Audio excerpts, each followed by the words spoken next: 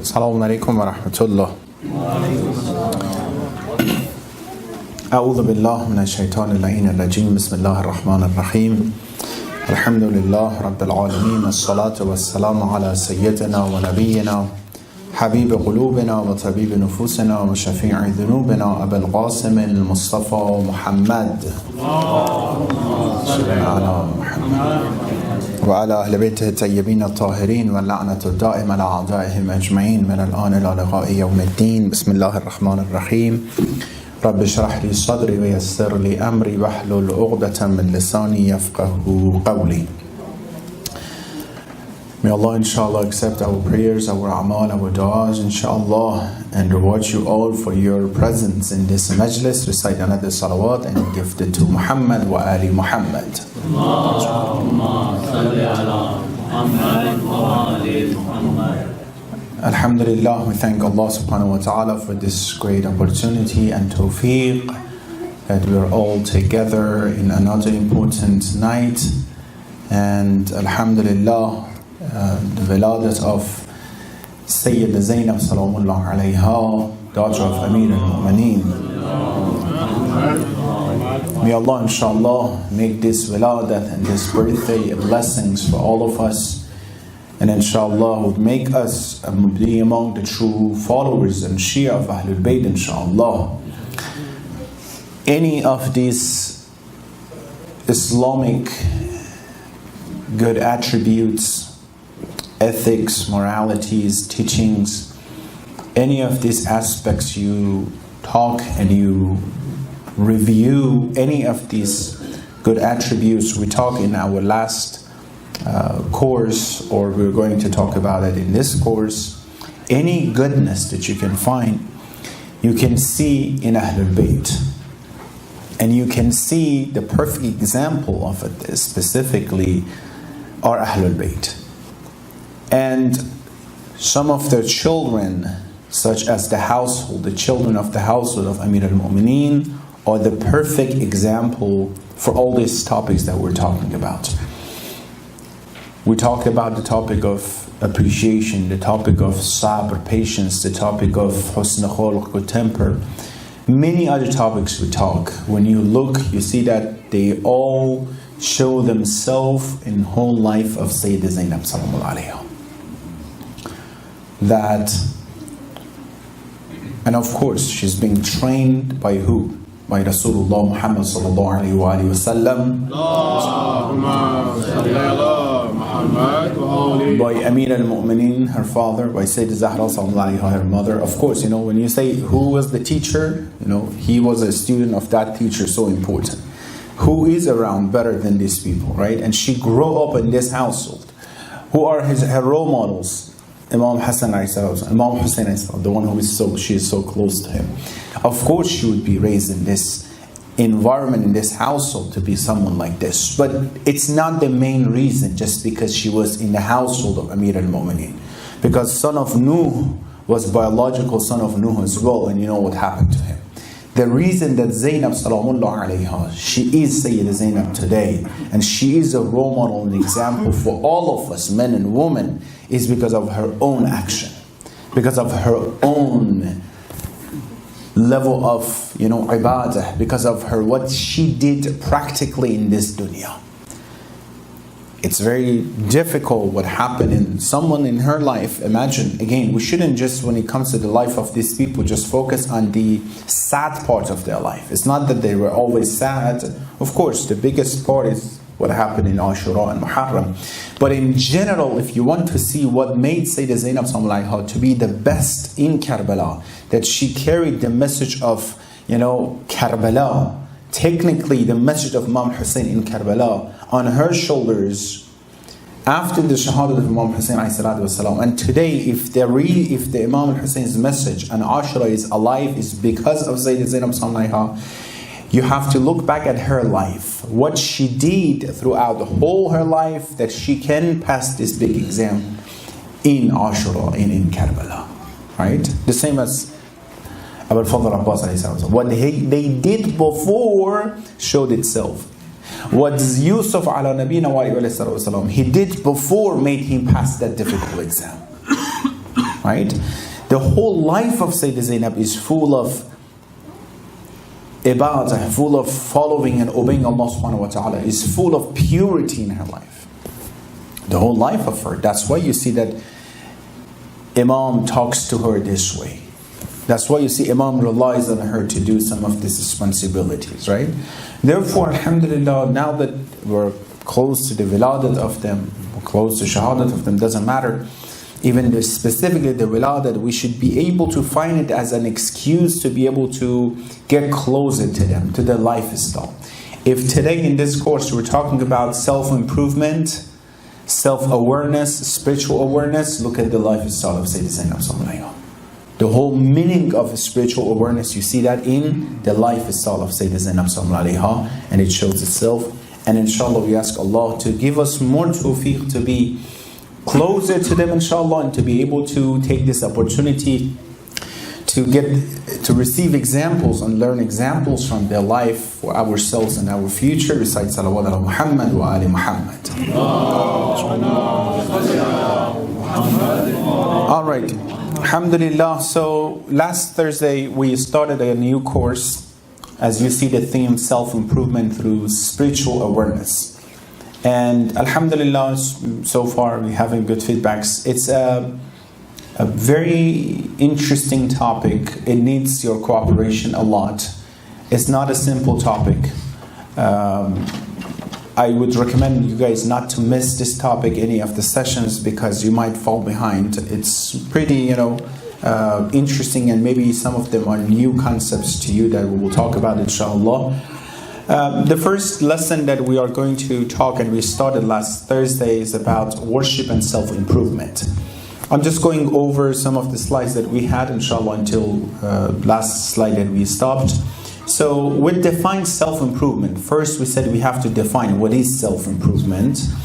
And we define it, as you see, is something that would, through the teaching of Islam, is the practice that would nurture our human nature to reach the highest noble traits, noble moral traits, the highest level of noble moral traits. You want to reach that highest level of being an abd, a human being. You want, remember that example, you don't want to always stay in the second grade or third grade. You want to go to higher levels.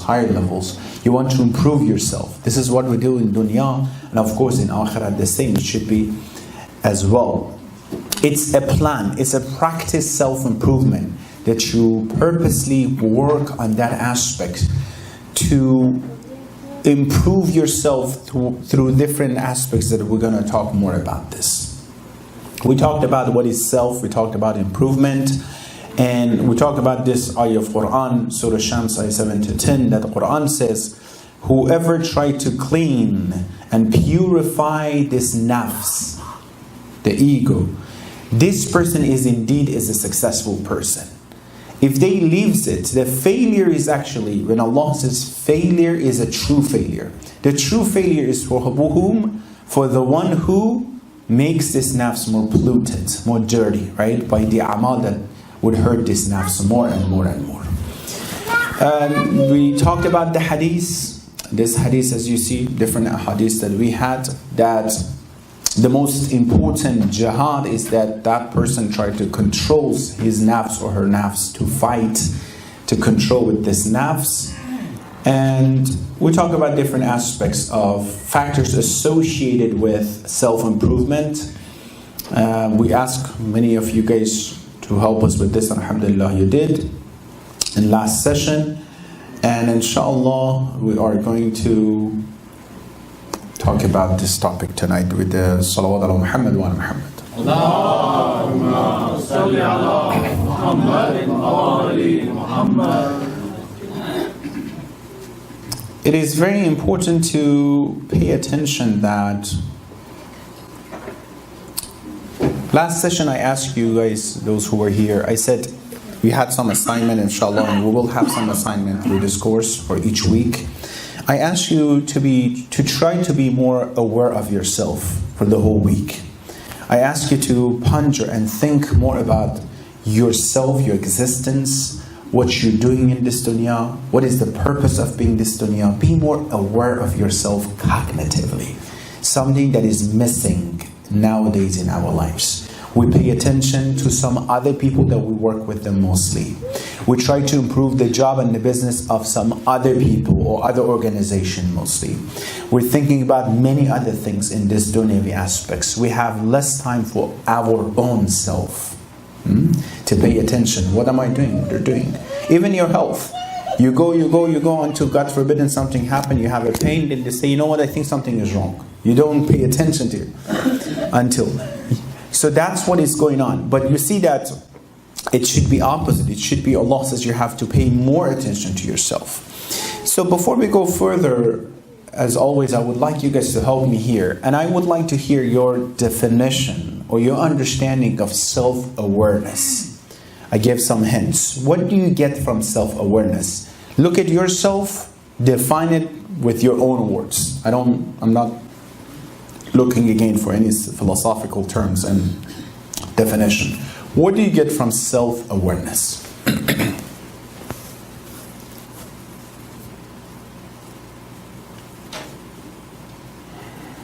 Go ahead. Probably my behavior with others, my dealings with others, my good. actions. Very good.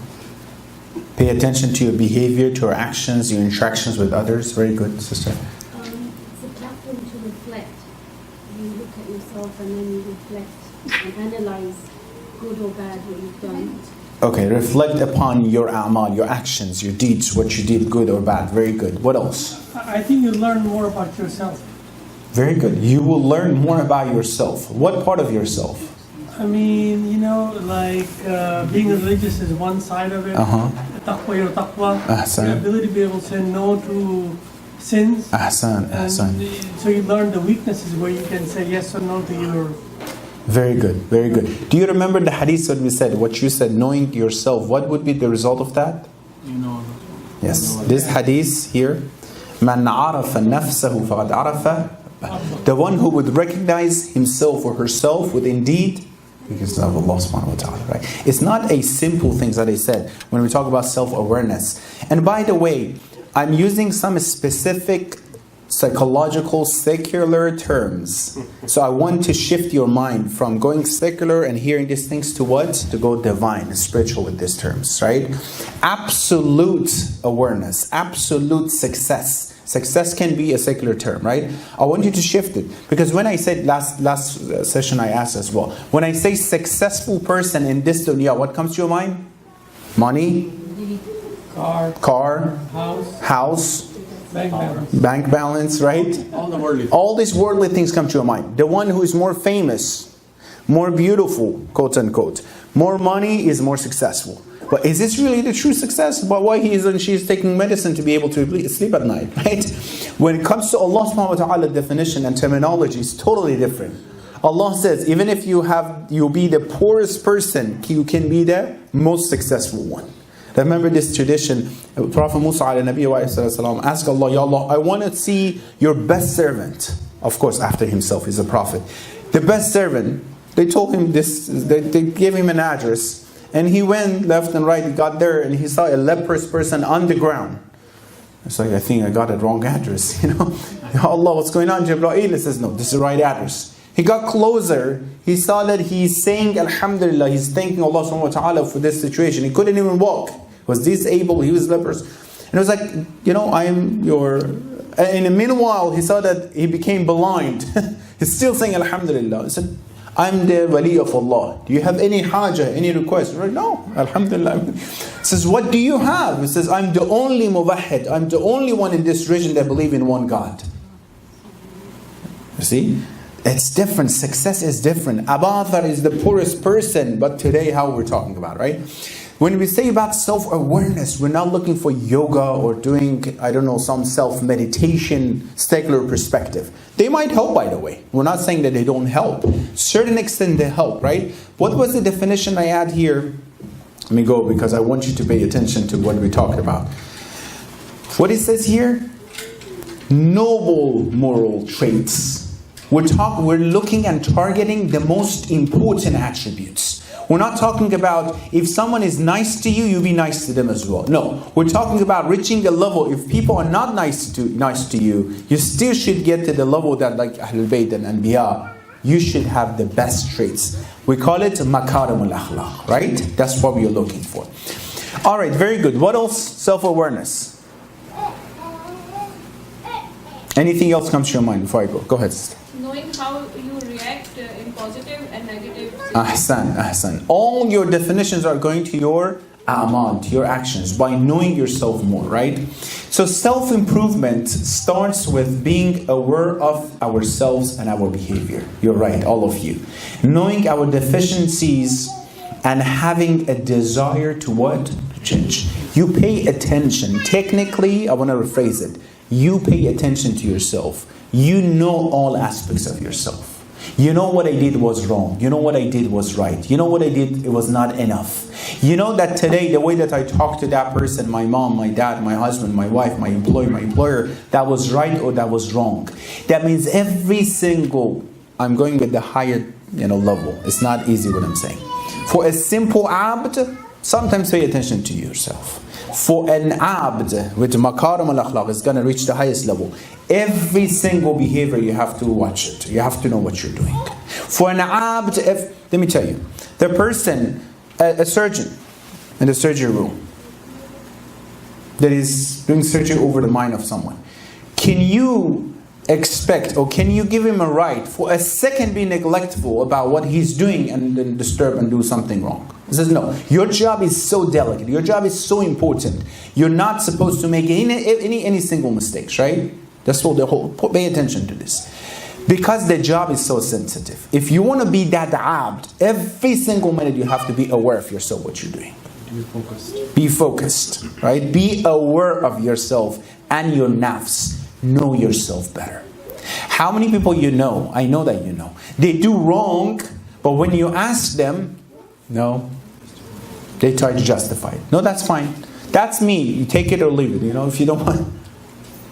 I told you, I know someone, 60-something years old. I asked him, brother, the way that you're talking, that means you have never made any mistake in your life. He says, yes, never made any mistakes. I'm like, ma'asum inshallah, right? He's like, yeah, I made a mistake. I sold a car 15 years ago, 20 years ago. I lost some money in it. So, mashallah. Of course you don't have self-awareness. Of course you're lost. You don't know yourself. Right? And abd is the one who always, we'll talk more about this, is aware of himself. It goes with self-reflection. The sister says, self-reflection. They think upon what they're doing. They're aware of themselves. Self-diagnosis. They know their deficiencies. How come when you have a stomachache, you understand that? You realize that. How come when you have an issue, a pain in your soul, in your attributes, in your attitudes, you don't understand it? Because you're not aware of it. How many times you were so busy working with something, you forgot that you have a pain in your body, physical pain. Because you were so busy with something. You didn't think about yourself. That's exactly when it comes to our souls. We're so busy with work, with dunya, with job, with parenting, with marriage, with this and that. We are so busy that we don't have time to think about ourselves. Then Allah says, I created you for something more important than these things. All these things that you're seeing and you're doing, very important, but they're all temporary. Another thing is important, that you know who you are and what you're doing in this dunya. For 3 things. Remember this from me. Where you came from, what are you doing in this dunya, where are you heading? These 3 things. If only we focus on these 3 things, believe me, all our behavior is going to be purified and different. Be aware of my wrong or right behavior, you guys mentioned. Self-control, get to the level that I can, when it comes to a simple haram, when she's walking, when he's walking, I can control my eyes. I should be able to control my ears. I should be able to tell my body parts, you are listening to me, not I'm listening to you. I should be able to control it. Can we? A simple challenge. A simple challenge. Hadith is saying, Someone who keep himself or herself, doesn't matter, 40 days pure, away from sins. I think it's a challenge that Allah is having for us, you know. Not to get out of the car and start dancing and making a challenge online, you know. He's a challenge for us. It says 40 days if you can keep yourself pure.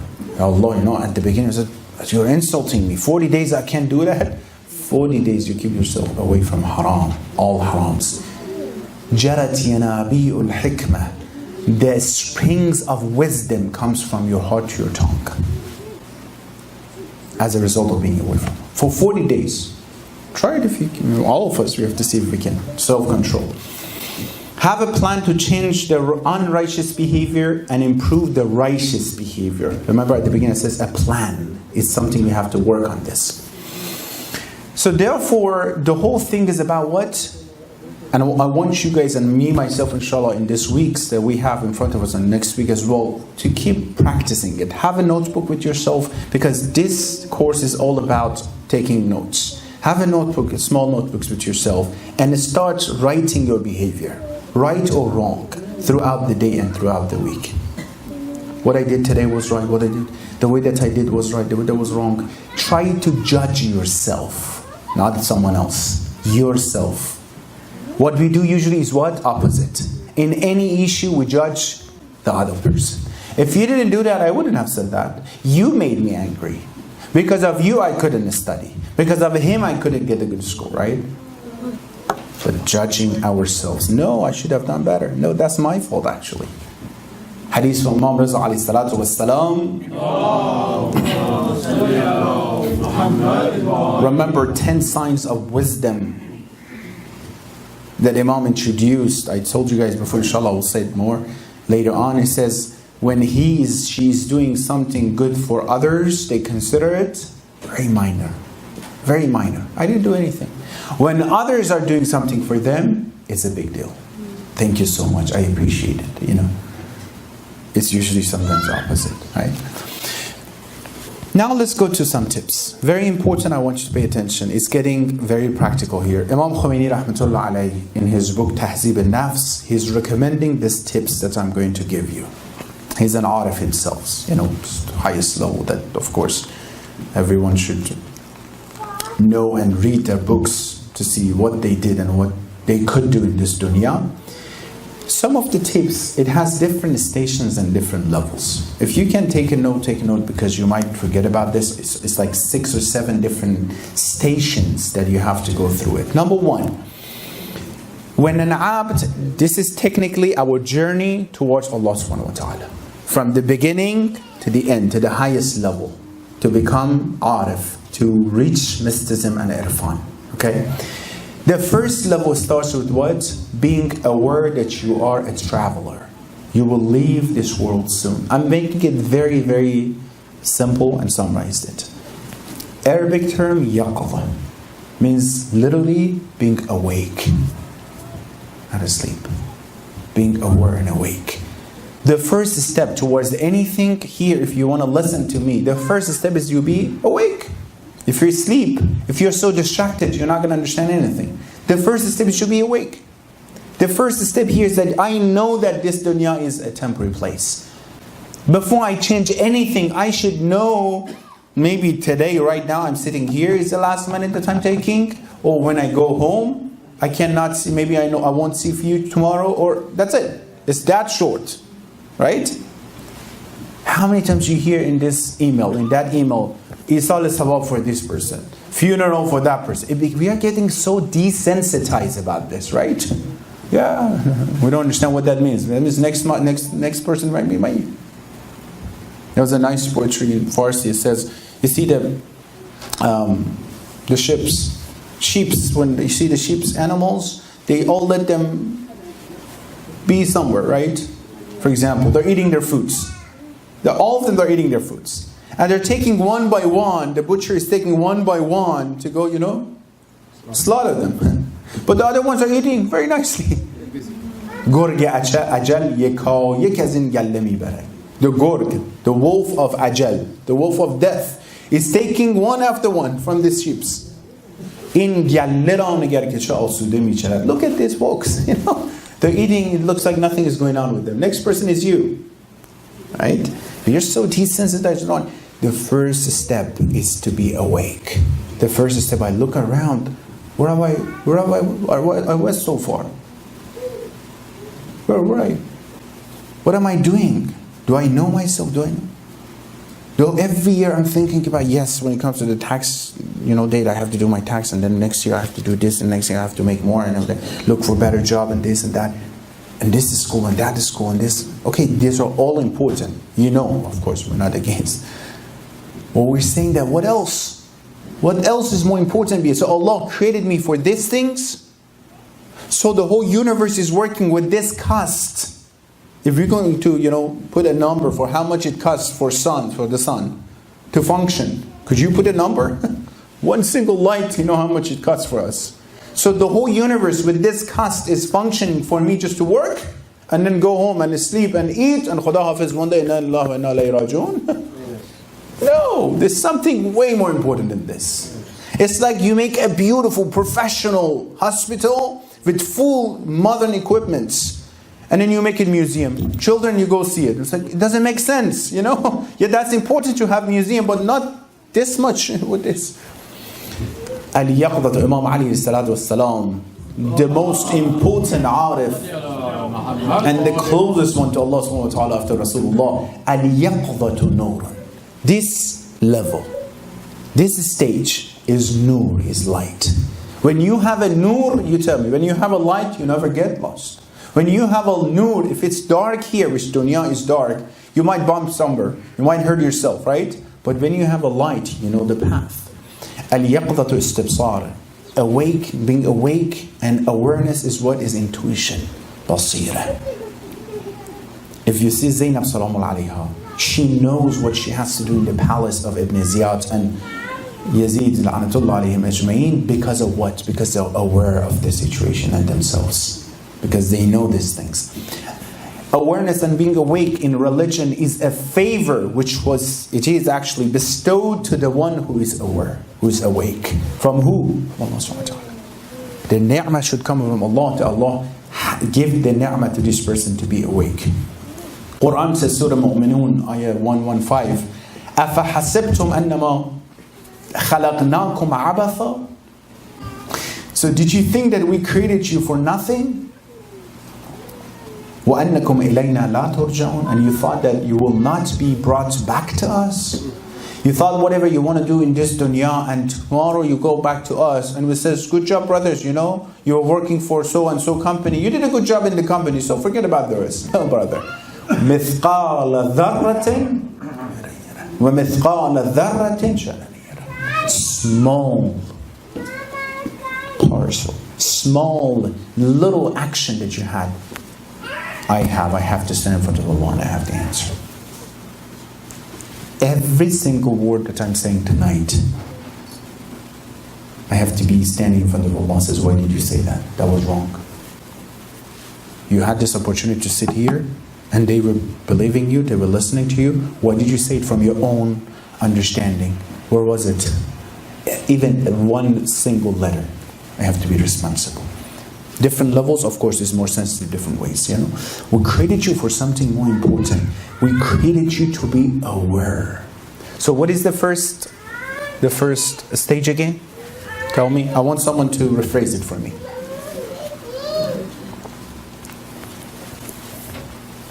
What you're saying, the manzil, the stage of yaqdah, being awake and aware. Can you rephrase it what it is?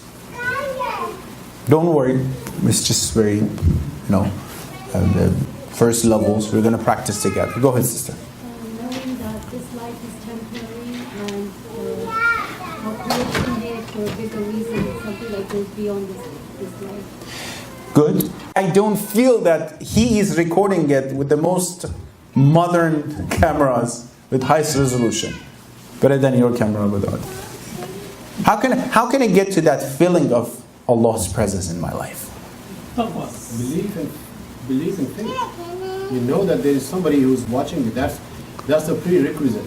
But if you do not know that you're being watched for any of your actions. So don't you think we all believe in that? We know that Allah is there. We know that this is Islam. We believe in it. But why this belief doesn't come to action? It's a level of belief, I think. Ahsan. But help me. How can I reach that? Go ahead, sister. Is it by self-analysis at the end of each day or Ahsan. morning? Very good. What do you mean by self-analysis? So review what's not being right that's being done, or what's the wrong actions that's been done through the day. Review and reform. Okay, but someone might not be Muslim and not be even religious might do that. What's the difference between doing it for the sake of Allah, feeling Allah's presence, or someone who is doing it just correct his amal? Or how do you connect it to Allah? Thinking about maybe being more, trying to make your prayer times more important, in the sense that not just doing the prayer as an automatic gesture, but trying to see that as a This is correct. accountability. This is correct. But I need something before that. What you guys are saying. You said taqwa, brother, right? Yes. Taqwa is something I wish get to their level, to that level, to feel that taqwa is going to help me. What can help me to feel the presence of Allah? What can help me to walk towards that level that I see my salat is that way? It's a tip. It's towards what sisters, you said that in terms of self-reflection. Go ahead. Again, it's being careful and think before you do anything or say anything. How can you be careful before you do anything? Confident and sure. Confident and Sure. be sure what you're doing. I think it comes down to accountability. At the end of the day, we're going to be accountable. Accountability, important. It's very simple. It's here. If you want to know that you're awake, if you want to pay attention to yourself, what you should do? Think. Pay attention. Pay attention. You have to be aware of yourself. What is our topic? Say it again. Self-awareness. Simply be aware of yourself. At this level, you have to be aware of yourself. Before you go to taqwa or anything else. We're going to get there, right? Remember, we're going to step by step. Before I go anywhere, you were right about accountability, watching myself and my amal at the end of the day, what I'm doing. But what is the purpose? It's the whole purpose towards what? Reaching to Him, Allah subhanahu wa ta'ala. You were right, I just put it out in your place, It's all about what? It's about me having some time during the day for myself, not my phone. Honestly, I'm going to ask you a question. All of us. How many hours, how many minutes we're spending on social media? 1/3 of it, 1/10 of it is spent on yourself. You'll be a different person. I'm asking myself. You guys are good. 1/10, 1/20 of that I spend on myself every day. How much I'm aware of social media? Let me check my Instagram. How many people like that? I'm just self-aware of this, right? Even no one reminds me. There's no reminder, there's no click, there's no notification. I am aware I have to check these things because I'm looking for that reward. If I spend a little bit of that time on myself, to check myself constantly, the highest level, why do you think Amir al-Mu'minin in this dua comment that you just recited, he says, وَنَفْسِي بِجِنَايَتِهَا وَنَفْسِي بِخِيَانَتِهَا. He is putting himself so much down in front of Allah subhanahu wa ta'ala. He says, I'm betraying myself and my nafs. Ali is what? He's immaculate.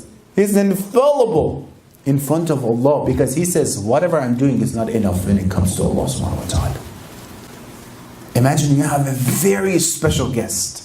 Very special. Insha'Allah, Imam Mahdi alayhi salatu wasalam comes to your house. You're so nervous. You do whatever you can for the sake of that special guest. Whatever you have, you bring for that guest. You still feel what? It's not enough. Not because you didn't put enough, because he is so big. He is so great. Amir al-Mu'minin is crying, not because he has sins, because he sees him. I do 2 rakat salat on time. Ya Allah, mashallah, I'm better, right? But Ali says to themselves, you do the whole world, you make the whole world Muslim in front of Allah. And Imam Sajjad alayhi salatu wasalam says, Ya Allah, if I don't eat anything, I eat water full of ash. If I bend down for ruku until the bones of my back comes out, if I become blind or ibadah and crying, if I do to sajda and put my forehead on the ground and do not, pick it up, I'm not deserving that you would forgive the first sin that I committed. He doesn't commit any sins, by the way. He's teaching us. His sin is what? The sins of Ahlul Bayt is what? The whole time they have to be what? Cognizant about Allah. Be aware of Allah subhanahu wa ta'ala. For us, we have qafla. We will neglect it. For them, super. He's teaching us to say, if I do all these things, I won't deserve to be forgiven. You will forgive me, right? Why? Because you gave me everything. Healthy body, healthy, everything without any condition. Preconditionally, you gave me everything. In a nice family, good family, alhamdulillah, everything is well. What else? Is there any excuse that says, because of that I did this? No. No one can say it, right? This is awareness. This is about knowing ourselves. The first step is about it. So then awareness is related to the level of marfa you have to the God. The more marif you are, the higher the level of awareness. Okay, stay here. Very good point. Very good point. But before I have the highest level of ma'rifah, where is the beginning of this journey? I have to achieve ma'rifah from somewhere. If I want to be motivated to go get the ma'rifah, more ma'rifah, I have to start from somewhere. That's true. Be aware of myself. Yaqza, be awake. If you want to learn anything, the first step is what? Be awake. You can't learn anything while you sleep. Be awake. Could you explain that a bit more? Awake, or what do you mean by be awake? That's what we're saying. Say it again. He's watching us. We all believe in that.